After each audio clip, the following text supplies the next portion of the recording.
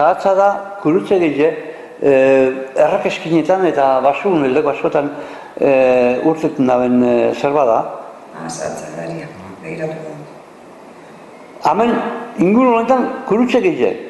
Zate, kurutzek egiten duzun arekin, junekin, basora jun, eta erremu egun bezperan, aurreko egunetan jun basora, erraka eskenera jun, eta bat egin duzen, honen tamainoko makila batzuk, zuri-zuri ipini, eta gero punti baino beratxo, onako egun egin zen zulotxo bat, eta han sartzeko zen, ipintik egin du kurutzi egin, eta bako txapa egin duzen, pentseta baina, zemat, bideoa zen bizkadola, batzuk, dozena batzatu, dozena terdi, dana dago.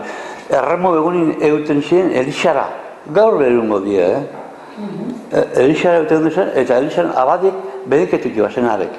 Erremo egunien, mesa aurretik bedeketuk joa zen. Eta gero arek, mesa hostien, etxera junta, aurren egunin, arek kurutziek egiten ziren, zuk esan duzune, egiten ziren solola, eta solun ipintzen zin sartute, beste bate ipintzen zelaizen, beste bate kortan ipintzen zan, eta hortar betxeten zin